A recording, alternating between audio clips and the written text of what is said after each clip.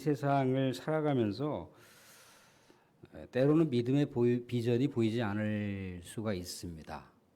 뭔가 지리멸렬한 믿음의 여정길을 걸어가면서 뭔가 이렇게 좀 신바람이 나고 뭔가 미래의 비전을 생각해 보게 되면 가슴이 뻥 뚫리는 어떤 그러한 기쁨들이 꽉 들어차 있어야 되는데 그렇지 않고 왠지 모르게 답답하고 뭔가 이렇게 무력한 신앙의 여정을 우리가 할 때도 있다는 겁니다. 그럼 항상 잊지 말아야 될 것은 뭐냐면 그런 과도기, 그런 과정, 또 때로는 여러 가지 우리의 신앙의 여정길에서 뭔가 앞이 보이지 않는 어떤 답답함의 어떤 삶의 환경들이 있다 할지라도 분명한 것은 하나님이 계시다라고 하는 사실, 또 하나님이 우리가 지리멸렬하다라고 하는 이 세상의 삶의 모습, 답답하다라고 하는 신앙의 여정길 그 너머에 하나님께서는 우리를 열렬히 기다리시고 있고 열렬히 우리를 맞이하기 위해서 정말 그립고 보고 싶어 한다는 사실을 우리가 잊으시면 안 된다는 거예요. 오늘 말씀 가운데도 그렇습니다. 당시 1세기 그리스도인들은 정말 처참하기 이를 데 없는 그런 신앙의 여정길 한 걸음 한 걸음 하루하루 삶 자체가 정말 숨가쁘게 생사의 갈림길에 놓여 있는 삶의 여정길을 살아갈 수밖에 없어요. 언제 어떻게 체포되어서 처참하게 순교를 당할 수도 있고 사자밥이 될 수도 있고 심지어 화형불에 올려지는 그런 비참한 말로가 믿음의 백성들의 삶 가운데는 놓여져 있다는 거예요. 그러니까 어떻게 보면은 오늘 웃었다가 내일 어떻게 될지 모르는 그런 삶의 환경이 있다는 거예요. 근데 그들은요, 끊임없이 미래를 전망했던 것은 뭐냐면 그들이 심지어 그렇게 처참하고 비참하게 고난을 받고 핍박을 당하다가 죽는다 할지라도 그 너머에 하나님께서는 정말 두 팔 가슴을 활짝 열고 믿음의 백성들을 기다리시고 있다라고 하는 그 비전 속에서 그들이 고난과 핍박을 뚫고 나갈 수가 있었던 거예요. 오늘 역시도 마찬가지입니다. 오늘 말씀 가운데 보면 천군천사의 찬송이 나오고 또 이에 화답하는 교회 공동체를 대표한다라고 하는 24장로의 화답 찬송가를 볼 수가 있습니다. 이 찬송가의 내용 가운데 담겨 있는 묘사되어 있는 내용은 뭐냐면 결국 그리스도께서 승리하셨다는 거예요. 십자가 승리를 하신 예수님이 계시다는 거예요. 그분이 왕이시라는 겁니다. 그래서 그분을 노래하고 그분을 고백하고 있는 거예요. 사실 요한복음에서도 예수님께서 그러셨잖아요. 제자들에게 내가 세상을 이기었으니까 담대하라고 하고 있어요. 그죠? 고난과 어둠의 세력이 몰려온다 할지라도 담대하라. 담대하게 살라. 담대하게 믿음을 잃지 말고 예수 그리스도의 이름을 붙들고 경건한 삶을 포기하지 말라고 계속해서 제자들에게 권면하고 있습니다. 계속해서 제자들끼리 서로 결속력 있는 사랑을 나누라고 하고 있어요. 계속해서 예수 그리스도의 이름 위에 건강한 교회 공동체를 세워갈 것을 명령하고 있는 말씀대로다가 제자들이 이제 예수님을 의지하며 예수님의 이름을 붙들고 세상 가운데 예수 그리스도의 진리와 복음을 전하는 거예요.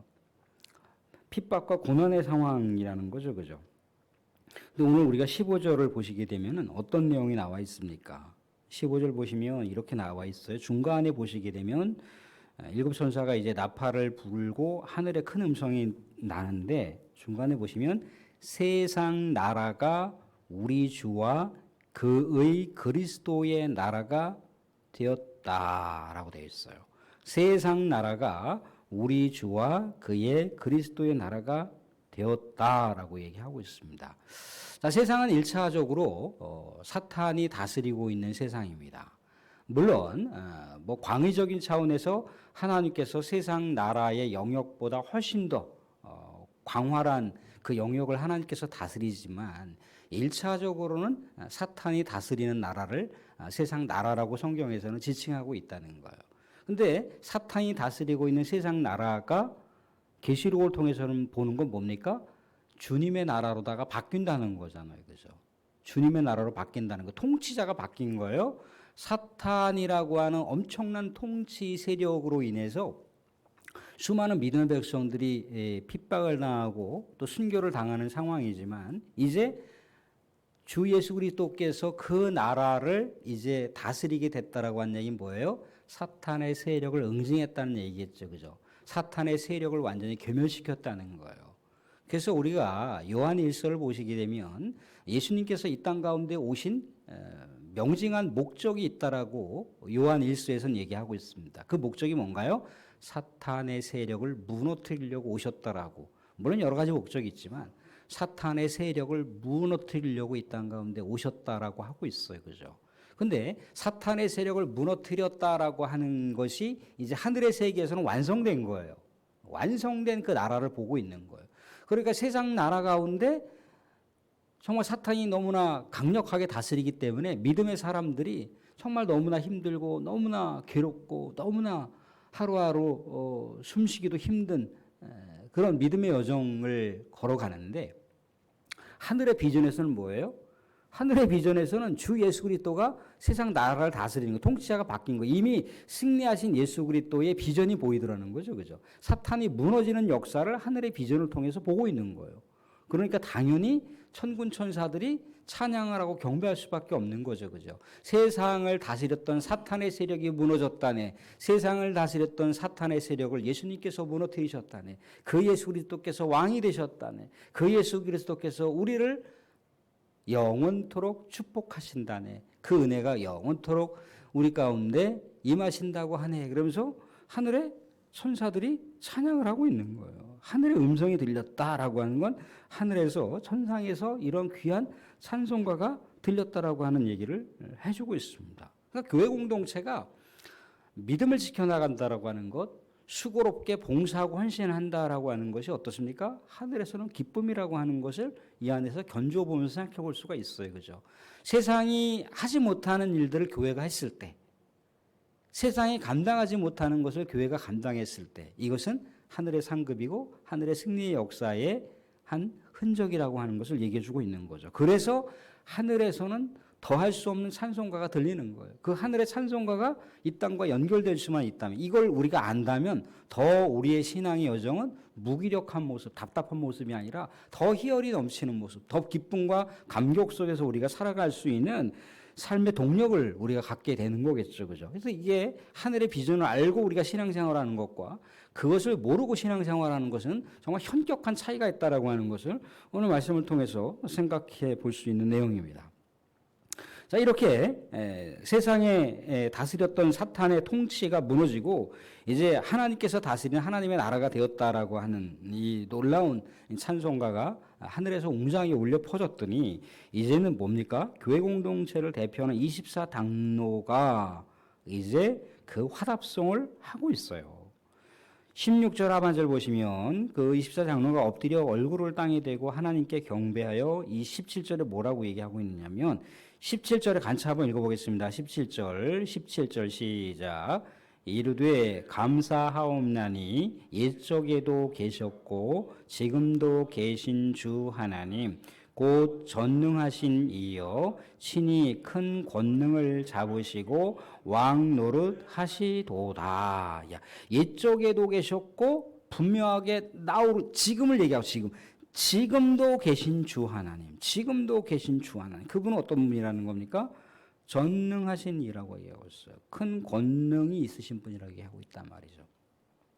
지금 우리가 살아가는 삶 속에 그분은 여전히 통치자로 계신다는 거예요. 그분은 여전히 우리의 삶을 보장하시고 우리와 삶과 같이 동행하신다라고 하는 그분이 바로 살아계신 하나님, 살아계신 주님이라고 하는 것을 얘기해 주고 있는데 이분에 대한 찬송을 하고 있는 거예요. 아, 그렇군요. 우리가 잊고 살았는데 주님은 우리의 과거형이 아니라 현재형, 현재 우리가 신앙생활하고 있는 신앙의 발걸음 가운데 나에게 힘을 주시고 나를 인도하시는 분이시군요. 라고 하는 것을 교회 공동체가 노래하고 있는 거예요. 교회 공동체가 찬송하고 있다는 거죠. 그죠? 또한 왕이라고 하는 성경에서 등장하는 이 계시록에 등장하는 왕이라고 하는 것은요. 믿음의 이중적인 의미가 있는데 하나는 뭡니까? 믿음의 백성들에게는 놀라운 구원의 역사, 축복이 주어진다는 것이고 믿음의 역사를 회방하는 자들에게는 심판이 주어진다는 겁니다. 18절이 그 내용인 거예요. 18절 보시면 이렇게 나와 있습니다. 이방들이 분노하며 주의 진노가 내려 죽은 자들을 심판하시며 종선자들과 성도들과 또 작은 자든지 큰 자든지 주의 이름을 경외하는 자들에게는 상 주시며 또 땅을 망하게 하는 자들을 멸망시키실 때로소이다. 그러니까 상을 주는 자들과 멸망을 당하는 자들이 뭔가 분명하게 선명하게 제시되어 있다는 거예요. 사탄은 계속해서 세상의 나라 가운데 사탄이 다스릴 수 있는 권한을 갖기를 원합니다. 예수님께서 이 땅 가운데 분명히 사탄의 세력을 무너뜨리려고 하는, 사탄의 그 영향력을 깨트려 버리려고 오시는데도 불구하고 계속해서 사탄은 자기의 기득권을 유지하려고 하는 거예요. 끊임없이 우리들 사이를 삐집고 들어옵니다. 우리가 최초의 이야기가 사실 사탄의 역사에 대한 이야기를 하고자 하는 거예요. 우주 만물을 창조하신 하나님에 대한 그 어떤 그 역사적인 창조의 그 아름다운 역사를 펼치고 있지만 그 창조의 역사 가운데 항상 누가 있다는 겁니까? 사탄의 역사가 동시다발적으로 있었다는 얘기를 해주고 있어요. 그래서 하나님께서 가장 아름답다고 하셨고 가장 축복해 주셨던 아담과 하와에게 누가 들어왔어요? 하나님과 얼마나 친밀한 관계를 맺었습니까? 에덴 동산에서 하나님을 찬양하고 하나님의 얼굴을 마주보고 하나님과 더불어서 이 생에 정말 생명이 넘치는 그런 기쁨의 삶을 아담과 하와가 살았잖아요. 그죠? 다른 건 다 괜찮은데 그것만 그냥 나의 존재, 나의 존재 가치만 있는, 나의 가치가 담겨져 있는 이 선악을 알게 하는 나무와 생명나무의 열매는 좀 가급적이면 삼가라 그랬거든요. 근데 사탄은 뭐라고 얘기합니까? 먹어도 된다고 얘기하고 있어요. 절대 죽지 않으니까 먹어도 된다고 얘기하고 있어요. 뭐 이렇게 저렇게 해서 원죄에 대한 이야기를 거기다가 서술하고 있는 것이긴 하지만 분명한 것은 하와가 누구의 명령을 들었나요? 하나님의 명령을 들었습니까? 사탄의 그 달콤한 유혹의 말을 들었던가요? 하나님의 명령을 거부했어요. 그죠? 사탄의 유혹의 말을 그가 경청을 한 거예요. 사탄의 다스림을 당했다는 얘기예요. 사탄의 다스림을 당했다는 것이 비극적인 원죄의 역사인 거예요. 사탄은 끊임없이 그렇다는 거예요. 태초부터 태말 때까지 자신이 멸망을 앞두고 있는 그 순간까지 사탄은 계속해서 영향력을 끼치려고 하고 있는 거예요. 믿음의 백성들의 믿음을 계속해서 분열하고 회파시키려고 하는 것이 사탄이라는 거예요. 죽어가는 상황 속에 멸망당하는 상황 속에서도 자신의 기득권을 놓지 않으려고 하는 거예요. 왜 그렇습니까? 사탄의 이 권좌가 예수님의 권좌로 바뀌는 순간 자신의 나라를 빼앗기는 거거든요. 세상 나라를 사탄이 빼앗기는 거예요. 넘겨줘야 되는 거예요. 예수 그리스도께 자기의 나라를 양도해야 되는 거예요. 지배권, 통치권을 넘겨줘야 되는 거예요. 이것처럼 억울한 게 어디 있겠습니까? 사탄의 입장에서는. 그러니까 안간힘을 쓰는 거예요. 이게 사탄의 본성이에요. 사탄의 본질이라는 거죠. 그죠? 근데 결국 궁극적으로 이런 자들은 어떻게 된다고 얘기하는 겁니까? 확실하게 무너진다는 거예요. 오늘 말씀 가운데 하반절을 보시면 나와 있잖아요. 그죠? 하반절 보시면 뭐라고 나와 있는가요? 땅을 망하게 하는 자들. 이런 자들을 뭐라고 명시하고 있습니까? 죽은 자라고 얘기하고 있어요. 그죠? 하나님의 진노의 심판이 이들을 멸망시킬 것이라고 얘기하고 있어요. 그러니까 이 사탄의 역사 가운데 수많은 믿음의 백성들이 그 사탄의 역사는 그냥 눈에 보이는 역사, 눈에 보이지 않는 역사가 양 칼날로다가 우리들에게 다가오고 있는데 눈에 보이는 역사는 어떤 역사겠습니까? 그죠? 세상에 권력 있는 자들을 사용한다는 거예요. 권력 있는 자들을 사용해서 믿음의 역사를 다 분쇄시켜 버리는 그런 일들을 현재도 그렇게 수많은 나라 가운데 이런 일들이 일어나고 있다는 거예요. 근데 그 어떤 권세, 그 사탄의 역사 가운데 하수인 역할을 했던 그 놀라운 영향력은 예수 그리스도의 이 땅 가운데 다시 오심과 더불어서 처절하게 무너질 수밖에 없다라고 하는 비전을 주고 있는 거예요. 그러니까 그 악랄한 통치자 밑에서 정말 파리 목숨이 되어서 겨우겨우 하루하루 살아가는 수많은 이 지구촌 곳곳에 얼마나 많은 믿음의 백성들이 있습니까? 그죠? 물론 육신적으로 죽어가고 있고 수많은 핍박과 고난 가운데 한 사람 한 사람 순교의 삶을 당하고 있지만 끝내 이들의 삶 가운데는 승리의 역사가 있다는 거예요. 이들의 삶 가운데는요, 분명히 하나님의 축복의 역사가 기다리고 있다는 것이고, 이렇게 핍박하는 자들은 멸망의 역사가 기다리고 있다는 거죠. 그죠? 그렇기 때문에 오늘 하반절에 18절 하반절 보시면 뭐라고 얘기합니까? 주의 이름, 그 상황 속에서도 성도들 또 작은 자든지 큰 자든지 주의 이름을 경외하는 자들에게 상 주신다 하고 있어요. 주의 이름을 경외하는 자들. 그러니까 믿음의 역사를 계속해서 결연하게 붙들고 살아가는, 포기하지 않는, 이 꺾이지 않는 믿음을 붙들고 살아가는 자들에게는 상급이 있다라고 하는 얘기를 해주고 있어요. 이런 자들에게 보여주신 또 하나의 놀라운 비전이 있는데 그게 19절 말씀의 비전이라는 겁니다. 19절 말씀 한번 읽어보겠습니다. 19절 말씀 같이 봅니다. 시작. 이에 하늘에 있는 하나님의 성전이 열리니 안에 하나님의 언약궤가 보이며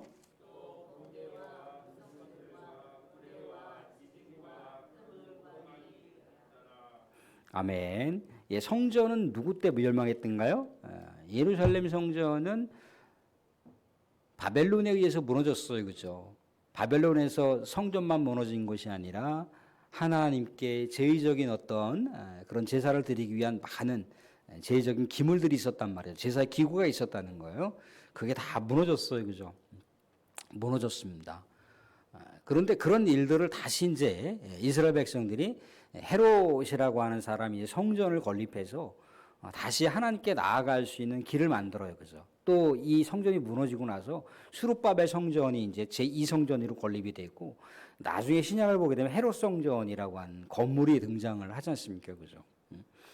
근데 이제 건물이 등장을 하는데 예수님께서는 뭘 얘기합니까? 이런 하나님께 나아가는 것에 대해서 여러 가지 종교적인 어떤 그런 율법 상황이나 종교적인 여러 가지 제사장들의 권세를 앞세우는 그런 성전 같은 것들은 필요 없다는 거예요. 하나님께 그저 갈급하게 하나님께 나아가고 싶으면 얼마든지 하나님께 나아갈 수 있는 길이 열리는데 그 길이 누굴 통해서 가능하다는 거예요? 이제 제사가 아니라 예수 그리스도를 통해서 그 하나님께 나아갈 수 있는 얼마든지 제사를 드리는 것이 아니라 이미 예수님께서 희생 제물이 되었기 때문에 예수님을 통해서 하나님께 나아갈 수가 있다는 거예요. 그래서 곧 예수 그리스도가 성전이 되신다는 얘기잖아요. 그죠? 그러나 분명한 건 뭡니까? 이제 구약 성경에 나와 있는 그런 눈에 가시적으로 보이는 성전이 하늘 성전에는 선명하게 있다는 거죠. 그죠? 선명하게 보여진다는 거예요. 그래서 하나님의 성전이 열리니 성전 안에 하나님의 언약궤가 보인다. 또 번개와 음성과 우레와 지진과 큰 우박이 있더라. 출애굽 지난번에 언급했던 대로다가 19장 20장을 보게 되면 하나의 임재의 영역을 나타내는 것이 우레, 번개, 구름, 불. 우리 사도행전 지난번에 성령의 임재의 사건들을 통해서 나왔을 때 이게 출애굽 배경의 사건, 하나님의 임재의 사건, 시내산에서 이스라엘 백성들이 하나님의 임재를 충만하게 경험했던 그 사건들을 이제 성령의 임재 속에서 충만하게 체험했던 것을 재현했던 역사라고 제가 말씀을 드렸죠. 그죠? 역시 마찬가지로 하나님의 임재의 그 현현을 충만하게 경험한다는 거예요. 어떤 사람들이 계속해서 결연하게 주의 이름으로 경건한 삶의 내용들을 만들어가는 자들.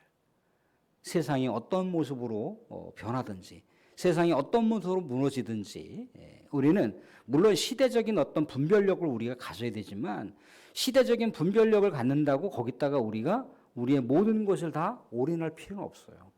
모든 것을 거기다가 다 몰입할 필요가 없다고. 세상 역사는 세상 역사도 흘러간다는 거예요. 다만 우리가 바라보는 건 뭐예요? 세상 역사 가운데 하나님의 통치를 우리는 바라는 거예요. 하나님의 다스림이 이미 하나님의 그 나라의 비전 가운데 보여줬잖아요. 그죠? 세상에 이런 사람들이 다스릴 수도 있고 저런 사람들이 다스릴 수 있어요. 그죠? 근데 그 다스림이라고 하는 것은 기껏해야 인간의 다스림이라는 거예요. 인간의 다스림. 인간의 다스림은요, 한편에서는 여러 각도에 따라서 얼마든지 다양할 수가 있어요. 그죠? 오른쪽에서 각도에 보면 이 사람이 괜찮은 것 같고, 왼쪽의 각도에서 보면 저 사람이 괜찮은 것 같고, 그럴 수 있지만, 그것은 각도마다 얼마든지 다양할 수가 있어요. 그죠? 그렇지만, 각도가 어느 각도로 조명하든지, 이 땅 가운데 모든 통치자로서 완성된 통치를 할 수 있는 분은 오직 예수 그리스도 한 분이라는 거예요. 우리가 그분을 바라보면서 이 세상 가운데 인간이 다스렸을 때 부족한 역사가 있잖아요. 그죠? 그 부족한 역사를 우리가 기도하는 거예요. 그건 기도의 영역이에요. 기도야. 우리가 어떻게 뭐 세상 나라를 이렇게 하겠다 저렇게 하겠다 아니라 그것은 기도 영역이라고, 기도 영역. 하나님의 그 비전에서는 이미 다 나왔잖아요. 그죠? 예수님께서 다스릴 날이 머지 않았다는 거예요. 네, 사랑하는 성도님 말씀을 맺겠습니다. 이 땅 가운데 우리는요, 여러 다양한 어떤 생각을 가지고 다양한 어떤 생산성 있는 삶을 참여하면서 살아갑니다. 물론 다양한 어떤 통치자들이나 다양한 어떤 권력자들을 우리가 마주할 수 있어요. 그죠? 근데 순간적으로 이렇게 손익계산서를 펴보면 이 사람이 나한테 좀 더 득이 될 것 같다. 이 사람은 나에게 정말 엄청난 손해를 가져올 것 같다라고 하는 것이 명확하게 우리는 헤아려 볼 수는 있어요. 그렇지만 그건 역시 마찬가지라는 겁니다. 내가 괜찮다라고 생각했던 통치자가 이 세상 나라를 다스린다고 했을 때 그 통치 영역을 이렇게 들여다보면 꼭 그렇지도 않아요. 내가 기대했던 만큼의 그 기대치가 반영이 안 될 수도 있다는 거예요.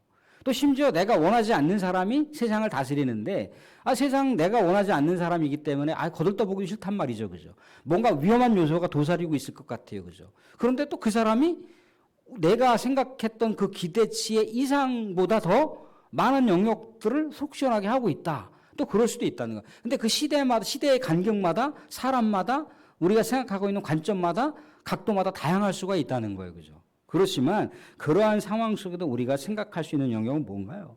하늘의 비전인 거예요. 하늘의 비전. 하늘의 비전. 예수님께서 이 땅 가운데 하나님의 나라의 역사를 다스릴 그 나라가 오게 되면 분명한 것은 세상의 왕들과 세상의 권력자들이 그분을 인정하지 않으면 안 된다는 거예요. 그분을 인정할 날이 올게 될 거라고 하는 생각을 우리가 하면서 이 땅 가운데 세상이 변화무쌍한 모습으로 정말 이 국정이 어디를 향해서 갈지 정말 답답하고 정말 보이지 않는 계속해서 분열과 갈등과 반목의 그런 시대적인 그 흐름이 계속해서 뭔가 우리들 앞에 펼쳐져도 우리가 또 기도하면서 우린 나름대로 계속 신앙의 여정, 우리 하나님을 우리가 악망하고 바라보면서 주 예수 그리스도시여 어서 오셔서 이 세상을 다스려 주십시오 라고 하는 그 기도의 내용들을 우리가 또한 마음속으로 품고 또 주 예수 그리스도께서 이 땅 가운데 통치하시게 되면 사탄의 역사는 끝나는 거고 사탄의 역사에 다스림을 받는 그 권세자들의 그 권력과 영향력이라고 하는 것도 끝납니다. 그런데 그 끝나는과 동시에 여전히 하나님께서 찾고 있는 영혼들이 있는데 그 영혼도 어떻게 되는 건가요? 하나님의 심판대에 올라갈 수밖에 없는 거예요. 그런데 이들이 하나님의 심판대에 올라가기 전에 올라가는데 믿는 사람이든 믿지 않는 사람이든 하나님의 심판대에 올라가는데 어떻게 됐든지 간에 우리가 그 영혼이 복음을 들을 수 있도록 그 영혼이 예수님을 깨달을 수 있도록 그 예수님을 인정할 수 있도록 성령께서 그 영혼에게 강하게 임하실 수 있도록 또한 역시 마찬가지로 우리가 깨어서 기도하고 그 영혼들에게 우리가 교회를 소개하고 믿음의 핵심인 예수 그리스도를 전하는 겁니다. 교회가 바로 그런 역할이고 교회가 바로 그 사명이라고 하는 것을 얘기하고 있는 거예요. 결국 하늘의 다스림, 하늘이 이 땅 가운데 완성될 그 나라는 교회 공동체를 통해서 하나님께서 이루고자 하신다는 것이고 교회 공동체는 순교 어려움과 수많은 역사 속에서도 하나님을 계속해서 주 예수 그리스도를 기다리면서 하나님의 역사를 우리가 늘 언제나 해치고 살아간다라고 하는 것을 잊지 마시고 언제나 이 땅에 하나님의 역사가 다시 오신다라고 하는 것을 잊지 마시고 결연하게 신앙의 역사를 견고하게 세워갈 수 있는 우리 신실한 믿음의 백성들이 될 수 있기를 주님의 이름으로 축원드립니다. 아멘.